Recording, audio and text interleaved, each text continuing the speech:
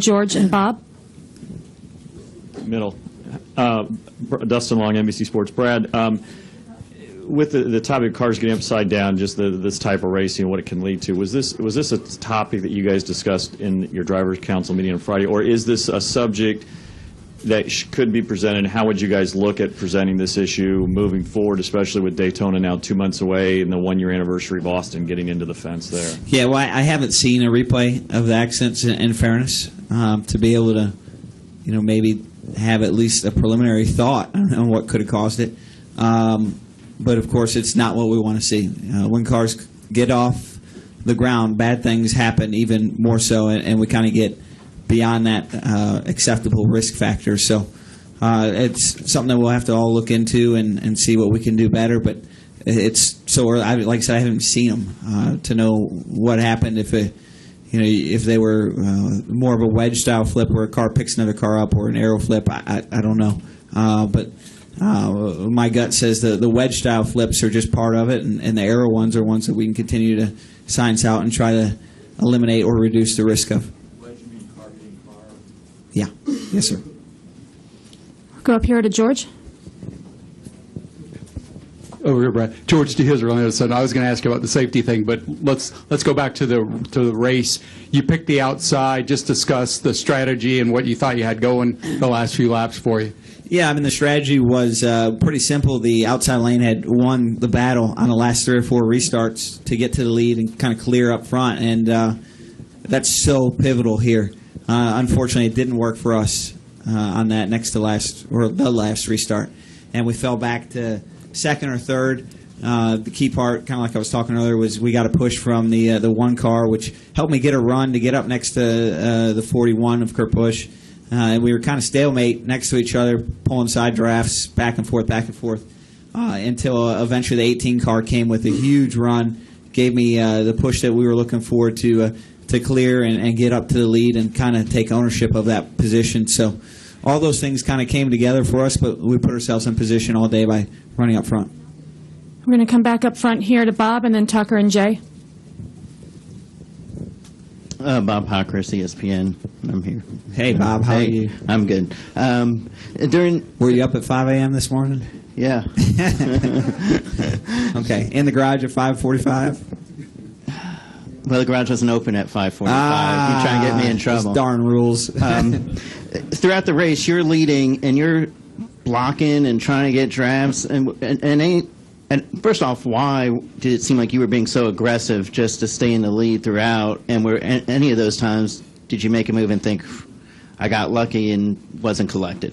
No, all the moves seemed to come together pretty well. We had good enough speed where we could make those moves, and I think that's part of this rules package. When we got rid of the tandem package, the only way we were able to do that was to create kind of what the drivers all call the beach ball package, where when the cars get close to each other, they kind of squeeze a pocket of air and push each other away. So that makes it to where blocking is extremely successful because you can pull down in front of someone and kind of hit that pocket of air, and they beach ball push you away, for lack of a better term. But that's part of the racing. It's what works here, and it's our responsibility as drivers to figure that out. And today was a day where my spotter and I worked together very well, and we were able to do just that. Going back to Tucker. Tucker White, SpeedwayMedia.com. Brad, when you take a look at today or any other time of the plate race, is there ever a time you just think, good God, we really are insane just for doing this? Yeah.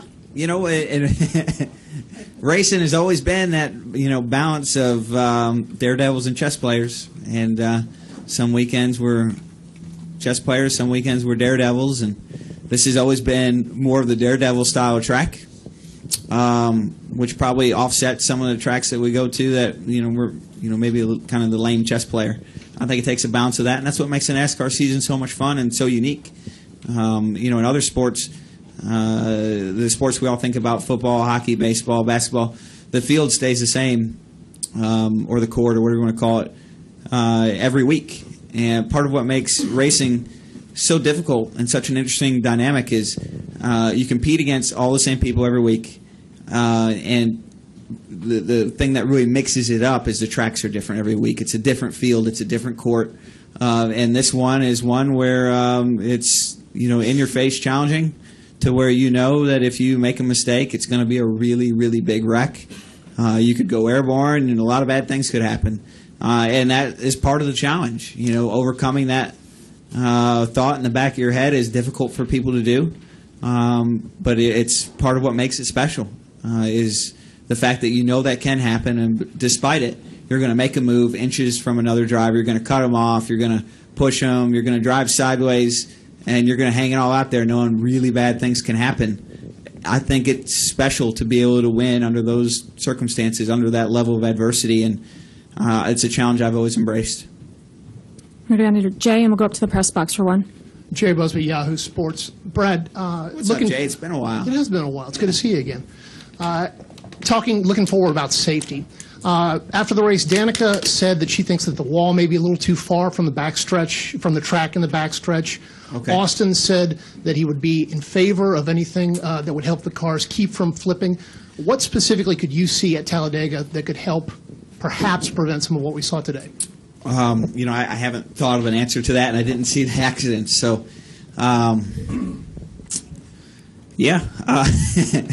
wish I had a better answer for you, Jade. It's a question that deserves a great answer, and unfortunately, I don't have it. And I don't know if really anyone in our sport has the answer, but I would agree to some extent that with Danica that the closer the walls are, it seems like the better the angles that we hit at. But then it's nice sometimes to be able to save a car because you had space. So those things can go either way. But of course, I couldn't agree anymore with Austin, and I think that was the point I was trying to make earlier, that we don't want cars to go in there. There's never a guarantee of where they're going to land, and we don't want them to land in a fan's lap. I'm going to go upstairs to the press box for a question, and then to Jordan and Jim. It's a fair question, Jay. Sorry I don't have an answer. I got answers for a few things, just not that one. Lee Spencer, Motorsport.com. Congratulations, Brad. You talked in your post-race comments about making changes to the team. Can you chronicle those for us and kind of go into detail? And you've seemed to kind of been under the radar a little bit this season as far as being a little less demonstrative maybe in public. And demonstrative. That's a... Can you... Yeah. Can you pull that one up, Nate? I think the word monster's in there, so it's kind of self-explanatory, but go ahead. Can you detail the changes and talk about your change in attitude? Yeah, well, I mean, a lot of things have kind of shook up Team Penske. Of course, the Wood Brothers relationship is one that we're proud of, but also it required some movement. Over the last 16 months, Team Penske has brought on another IndyCar team as well, so that shook some things up, along with some of the interest in Australia and so forth. Seen some key personnel changes across the board, and I would kind of feel ridiculous if I went through every one of them. And some pit crew changes as well. So there's been a lot of them. I carry this picture on my wall in one of our facilities that I hung up that has everybody on my team from when I won the championship in 2012, and that was 4 years ago. And, of that picture, we're down to maybe 25-30% of those people still on the team. And that's been a big change over the last few years. And, of course, we want to go out and keep winning in spite of that. I think that's maybe the easiest way to showcase it. We're going to go to Jordan, and then we'll wrap up with Jim. Jordan Bianchi, SBNation.com. Brad, you talked about how this is kind of typical Talladega, and what we saw today is basically what we see every time here. But at what point... Well, not every time. Well, I mean, a lot of the time, majority of the time. At what point does it get to a point, though, where, things maybe need to change? We saw a lot of cars get airborne. We saw some very violent wrecks, multi-car wrecks. At some point, does this restrictor plate stuff just say, this is enough, and we need to maybe do some evaluation? Hey, I'm a capitalist. I love capitalism. There's people still paying to sit in the stands, and there's sponsors still on the cars, drivers still willing to get in them. It kind of sounds like it's self-policing, and there's enough interest to keep going, so we'll keep going. All right, we're going to wrap up with Jim. Jim Utter, Motorsport.com. I'm sure you've been asked this in the past, and especially here when you've won. but listening to you and Joey Meyer work in this race today, I listened a lot, and it seems that he gives you a tremendous amount of information. When you consider all that goes on in this race, how difficult it is to monitor what's going on, but also take in everything that he says. Because you guys seem to share a lot more than a lot of other drivers do in these type of races. Yeah, I mean, my spotter is definitely an all-star for sure, and we did as good a job as we've ever done working together today. I'm really proud of that effort. Timing the runs here is so critical, and his communication, his way of kind of verbalizing what he sees is the key for me to be able to make the right moves on the racetrack. And I know that might be hard to explain, and because obviously I'm still holding the steering wheel, but the information turns itself into the old knowledge is power equation. And, of course, you can have all the knowledge in the world. If you don't do anything with it, it doesn't matter. So it's a good 1-2 punch, and I'm really proud of him for his efforts today. And we'll keep rolling on. It's a good way to go. He's been part of 3 of the 4 Talladega wins, and I don't think that's a coincidence.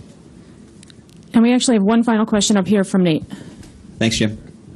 Nate Ryan, NBC Sports. Demonstrative? Did you look it up? No thesaurus words in this question. Okay. I promise. Actually, because we've spent the entire time talking about Talladega, I thought we'd maybe directed toward you at Talladega. I think it tends to get lost. I mean, this is your 4th victory here, and it seems like every one of them has like some indelible moment of you being able to do superhuman things, whether it was 09 or 12 with Kyle Busch or 14 with Matt Kenseth.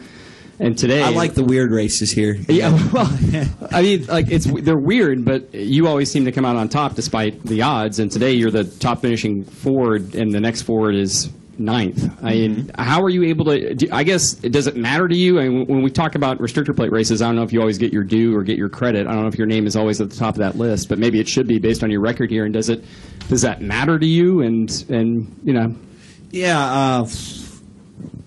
Look, I'd rather be the guy that nobody talks about who's won here 10 times than the guy everybody talks about who's won here twice. I never got into racing just to have somebody say my name real loud or for the billboards or the lights or any of that kind of stuff. I got into it because I love it. I love the challenge.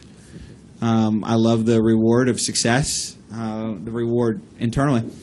And so, look, I'm not out here trying to toot my own horn or showcase our own press clippings. I just want to win, and winning 4 times to me means a lot here. It doesn't mean as much as winning a second championship would mean. That's my main goal at the end of the day. But I found in this sport, the more races you win, the easier it is to win championships. And Talladega has been a track for us that's been a great catalyst for success.